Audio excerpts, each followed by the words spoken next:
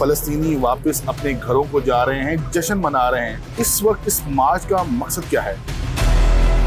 अगर वो खुशी मना रहे हैं तो हम उसकी खुशी में शरीक हैं।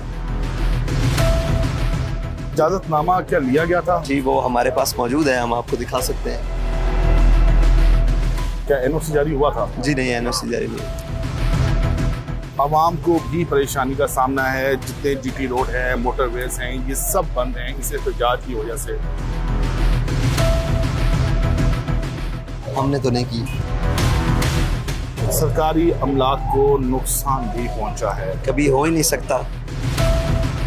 हम तो गारंटी देते फिरते हैं कि हमारा कोई धरने का प्रोग्राम नहीं है। मुज़ाकरात के लिए हमारे साथ किसी ऑफिशियल ने अभी तक कोई रब्ता नहीं किया। आप अभी ऐलान करें गोली नहीं चलानी, बैठकर बात करें। बैठकर बात करते हैं।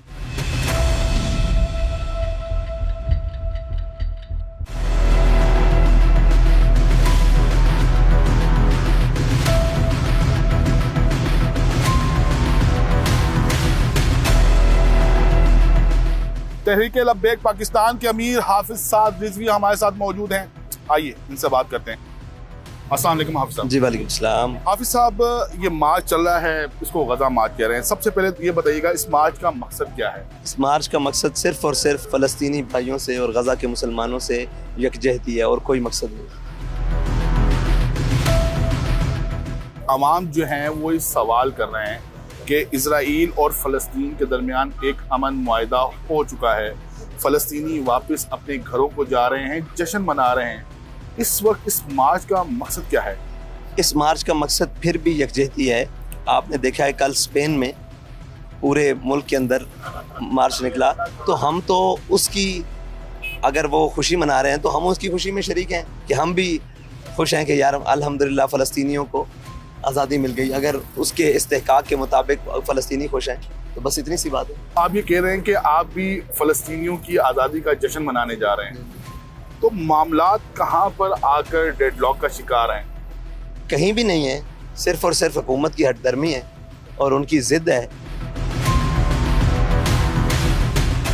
हम नहीं समझते कि शहबाज शरीफ साहब अक़वाम मुत्तहिदा में फ़लस्तीन की बात करें तो वो अपने आप को चैम्पियन समझें, और हम इस्लामाबाद में अगर फ़लस्तीन जिंदाबाद या गज़ा लब्बैक या अक़सा मार्च करें तो हम दहशतगर्द हैं या हम इस सज़ा के मुस्तहिक़ हैं। इसके लिए एक इजाज़तनामा होता है हाफिज साहब, इजाज़तनामा क्या लिया गया था? जी वो हमारे पास मौजूद है, हम आपको दिखा सकते हैं कि हमने उसकी दरख्वास्त भी दी और ये भी कहा कि हमारे यहाँ हमें सिक्योरिटी भी फराहम की जाए और सारी चीज़ें, उसको वो डायरी नंबर भी लगा हुआ।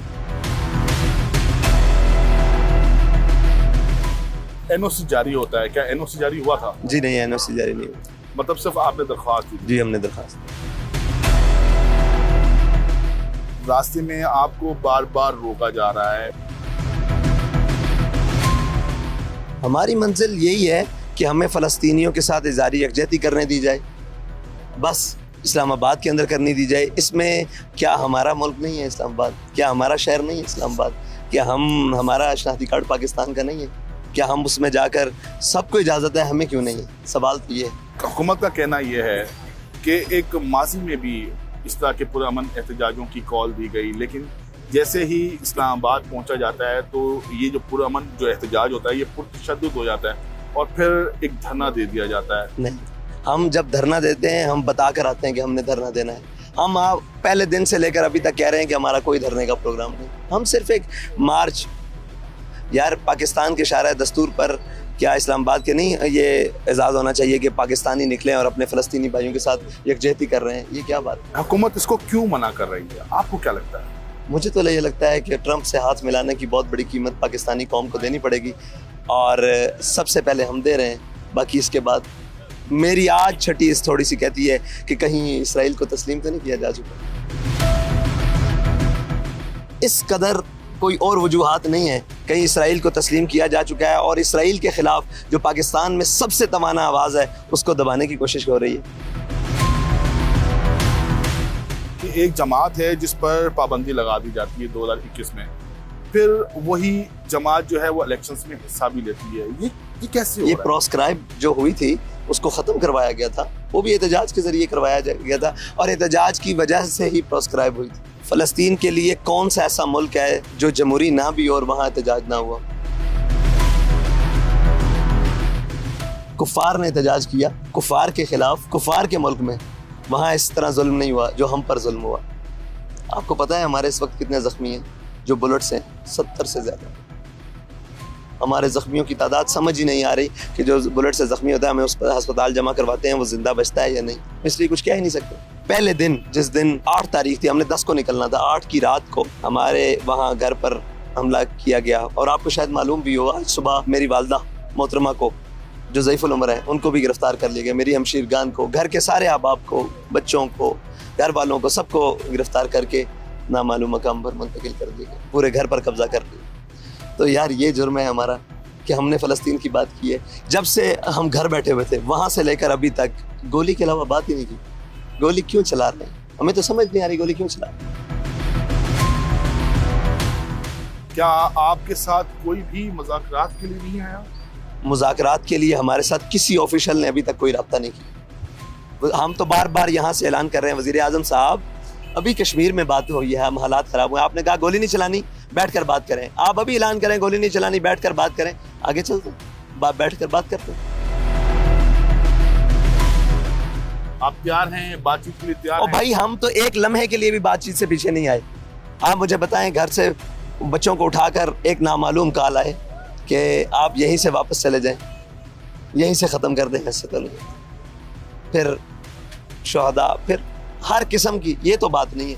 हमसे कोई बात करे, वज़ीर आज़म बात करे, वज़ीर दाखिला बात करे, वज़ीर ख़ारजा बात करे। आवाम को भी परेशानी का सामना है, जितने GT रोड है, मोटरवेज हैं, ये सब बंद हैं इस एहतजाज की वजह से। हमने तो नहीं की। हमने तो, हमारे नायब अमीर पीर ज़ैनुल हसन शाह साहब को गिरफ़्तार किया गया, हमने एहतजाज भी नहीं किया। हमें मालूम था कि हम एहतजाज करेंगे तो ये कहेंगे कि इन्होंने देखें पहले पहल किया। हम तो घर में बैठे हुए थे और हमारे घर में आकर हमारे 2 शहीद किए गए। एक शहीद की लाश लेकर आज तक वापस नहीं गई, उसकी जो एम्बुलेंस में उसकी हम 2 हमशीरा और एक भाई थे वो भी साथ में ले। बहुत बड़ी जुल्म की दास्तान है, बहुत बड़ी जुल्म की दास्तान है।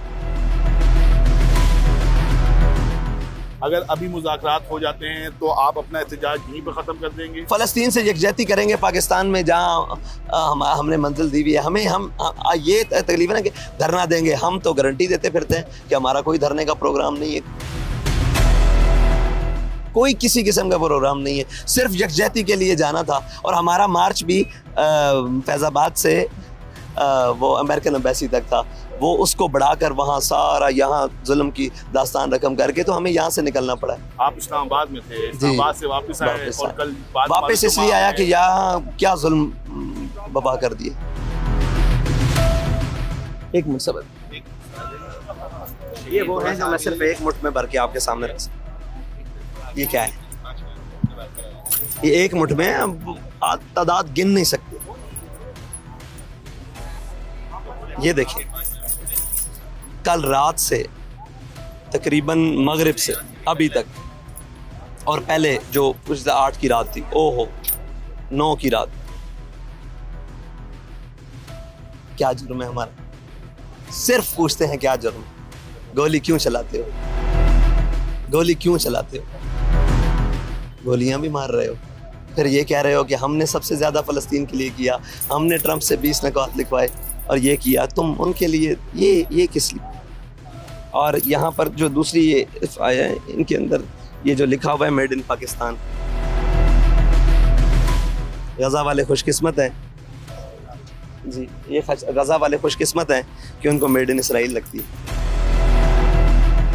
हम इतने बदनसीब हैं कि हमारे बाबा व अजदाद ने जो ये लिखा हुआ है, ये लिखा हुआ है, ये क्या लिखा हुआ है, ये देखिए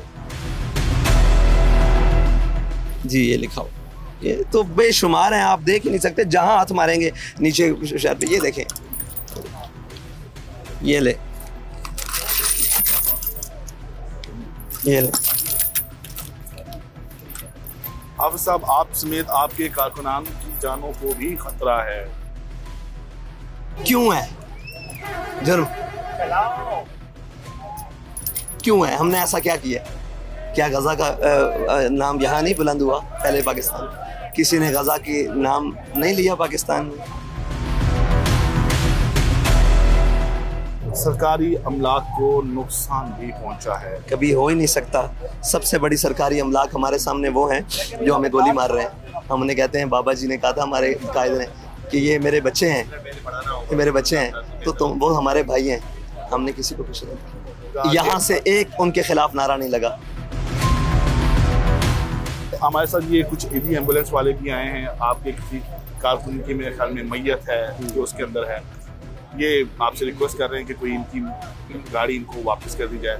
इसके अलावा एक स्पीडो बस से हम देख रहे हैं वो है, इसके अलावा वो जो है वो इंशाल्लाह कर देते हैं, कोई मसला नहीं, ये तो बात भी नहीं है। आवाम को ये पैगाम देना चाहेंगे कि हमारी मौत शायद आपसे पहले लिखी हुई है, लेकिन हम मर जाएंगे, लेकिन तुम्हें याद आएंगे। बहुत शुक्रिया।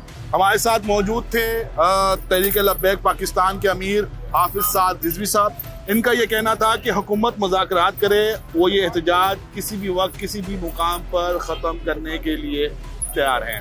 इस वीडियो पर अपना फीडबैक जरूर दीजिएगा। अपना ख्याल रखिएगा। अल्लाह हाफ़िज़।